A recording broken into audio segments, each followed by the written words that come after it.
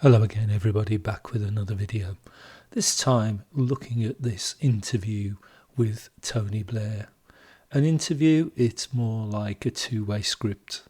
It's an acting show and Tony sat there pulling his yoni, as you can see, Freemasonic symbolism, and he's been interviewed by this lady, inverted commas, looks a little bit masculine to me, but it's self-explanatory, so let's get on with the video.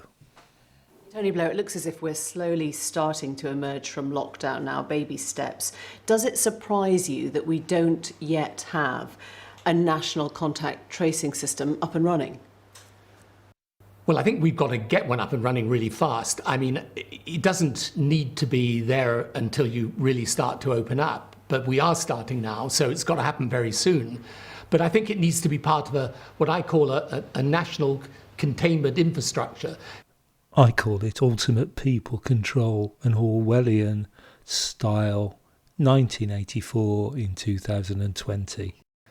And we're finding out the true purpose of mobile phone technology, Alexas, you name it, pushing people to work from home so you do everything online.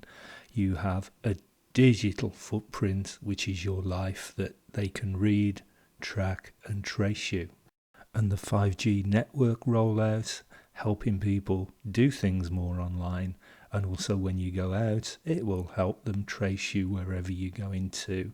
This nonsense of it causing COVID-19 is absolutely ridiculous. Please do not push that rubbish. I'm not saying that 5G radiation isn't bad for you, but it's not the primary objective, and all I'll say is welcome to your digital prison. In which you've got your testing at scale, and with the ability, the moment people are notice their symptoms, to get tested. You've got to have the ability to track and to trace, and you need the right number of volunteers in order to do that. You need the right tracing app. I think we got some things right. We managed then to increase testing capacity significantly. We've done an excellent job in investing in our own potential vaccines here in this country. We have some very capable people in NHSX, which is looking after the technology side of this. But I still haven't seen what I would like to see. If I was back in government today, I would have someone putting in place that comprehensive containment structure. So that means that you give people confidence that as you return to normal, then they believe they're going to be safe. Because part of the problem with this is you had to, in a sense, terrify people to make the lockdown work. And now you're in this position where you have to pivot to somewhat unterrifying them, frankly, to get them back. Is you had to, in a sense, terrify people to make the lockdown work. And now you're in this position where you have to pivot to somewhat unterrifying them, frankly, to get them back. So he's just told you exactly what they've done. Terrified people with a hoax, and now they've got to unterrify them. But to unterrify them, they can put all kinds of restrictions and dribble feed freedom back, but never quite as it was.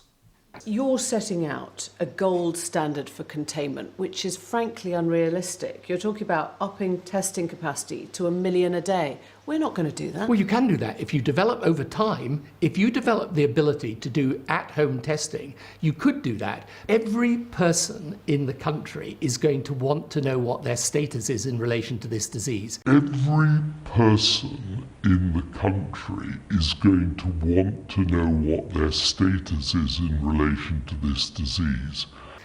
As I said, I don't need to know. I know it's fake, Tony. Have they had it? Are they safe to go out? People will want to know. But not just once, every week, presumably. Well, you will. If you get the capability of doing this at scale, then you may have to do it, yes, regularly with people. But tell me the way out of it otherwise. The way out of it, Tony, and the least expensive way out of it, is to stop pulling this shitty hoax on us. But I think track and trace, I can't see how you get people back to work without it. The realistic position is we're going to be living with this disease. It's not a question of whether we eliminate it through lockdown. We're not going to eliminate it. We're going to live with it until there's a vaccine. We're going to live with it until there's a vaccine. Now, I don't think many of you will be surprised that Tony is pushing a vaccine like all his fraternal brotherhood are. Whenever I speak about this, I say this is the toughest thing I've ever come across in government. It's a huge challenge. I have every sympathy for the people doing it. But I think the truth is we were too slow to lock down. You know, I still don't think we've grasped the point that if you think ahead, for example, if you take international travel, which you're going to have to start again. I mean, an economy like ours can't be without international connection for long. Tell me how you're going to make international travel work without the ability for someone who goes on a flight to give their profile in relation to the disease. Without the ability for someone who goes on a flight to give their profile in relation to the disease.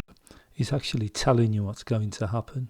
Probably initially it'll be your phone app with a green blob on saying you haven't been in contact with anybody. And then it'll be an identity card with an RFID chip in that's got all your medication, disease history, vaccine history. And who knows, it could end up being a chip in your hand like they've been trying in Sweden. RFID chips for the last 2 years. Michael O'Leary, Ryanair's boss, said forget quarantine, that's idiotic, and use face masks. I mean, that's going to be the way ahead. Well, face masks for sure. Again, I just don't understand the hesitation about this. If you're going on public transport, you should have a face mask. Well, face masks for sure. Again, I just don't understand the hesitation about this. If you're going on public transport, you should have a face mask. I can't see why you wouldn't want to do that, both for the impact it can have, and no one's suggesting, by the way, it's a complete guarantee, but it has some impact, but also it gives people confidence. And of course, turning that around, if you don't wear a face mask, you're selfish, heartless, and potentially a mass murderer, and you should be ashamed of yourself. That children's education at this point is more important than the wider health risks.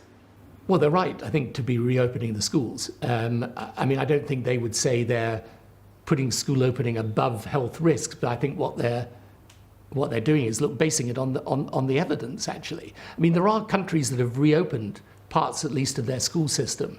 If you look at all the best evidence, and again, you know, my institute's assembled a lot of the different data on this. You know, my institute's assembled a lot of the different data on this. It's, you know, especially for younger children, you know, the risks of transmission are actually quite low. And the most important thing, which is what David Blunkett and other people have been saying recently, is you've got to get kids back into school because, you know, let's be clear, the private schools will have been educating their children throughout this. The private schools will have been educating their children throughout this. Parts of the state system will have, but then there are some children that will be having no education at all. And then there are other kids, particularly the poorer kids, who need to go to school for nutritional reasons. So you've got to get the schools back. Well, my son's school just announced that most of the children aren't going back until September at the earliest. They want the schools shut because it keeps at least one parent at home, stops them going to work, so their bits of savings they have disappear, their livelihood goes, they become state dependent. We have a major economic rewrite or reset, and off we go down the communist route they have planned for us, and the sheeple are inviting it in. How have you been in lockdown? Have you learnt anything new about the things that you value more, or the things that you want to change, or the things that you'll never want to pick up again after this? It's been easier to do things remotely than I anticipated. You actually, in some ways, your kind of productivity actually goes up. So a nice, easy, fruitful lockdown for you, Tony. What about the millions of people that are going to go straight from the furlough scheme to the unemployment scheme? What do you say to them, Tony? But having said that, no, I'd quite like lockdown to... I think people need the social interaction of the workplace and so on. So I in work terms, I think that's been the biggest lesson. Personally, it's just been great not travelling. Personally, it's just been great not travelling. Tony Blair, thank you very much. Thank you. Really pleased for you, Tony, that you're enjoying not travelling. Well, I have to travel for my business to work and make money. At the moment I can't, and it looks like with all the stupid draconian restrictions now, international travel hasn't stopped. It's reduced, but it hasn't stopped. There's been very little restrictions on people's movement, and no testing, no quarantine. And now, as we're supposed to be coming out of this lockdown, you impose a 14-day, well, you and your fraternal brotherhood impose a 14-day quarantine period for anybody that's arrived on a flight into the UK. That's just killing international travel, Tony. It's a big pile of shite. This hoax is really driving me mad now, folks. But Tony's just pushed the mainstream narrative there. He's supporting testing, tracking and tracing, the 3 T's for the Royal Archmasons. He's pushing the wearing of face masks. He's pushing the fact you need to have some disease status record. God knows what that will be ultimately, to be able to travel anywhere. He's suggesting that you need to have information about your disease status to go into work. So you can see what's coming, guys, can't you? And this guy's pushing it with his mate, Bill Gates. As you saw, there's quite a few photographs of those two together. And now he's got this company, or this institute, for global change. He's quite a key player here, isn't he? Or a key mouthpiece, anyway. And he's advising countries on how to come out of lockdown. Well, I'll advise them, stop lying, get rid of all this bullshit social distancing, govern the country like you're supposed to, stop scaring the shit out of people with hoaxes, or just go for a long walk off a short pier and leave us all to get on with our lives. But that's very unlikely to happen because the sheeple will do anything because they're scared. And as Tony says, we won't get out of this thing, we'll live with it until there's a vaccine. And as I speak, they are painting up city-centred sidewalks, pavements, with one-way systems for pedestrians and marks every 2 metres so that you can social distance. They're marking up outside shops.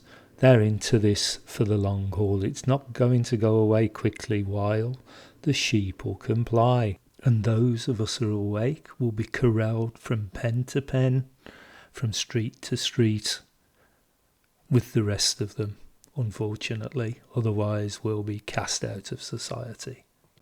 And unfortunately, the biggest enemy to most of us that are awake are the actual sheeple, rather than the brainwashing Freemasonic elite that rule the world through fear. But that's all I've got to say. So thanks for watching. Thanks for listening. Goodbye.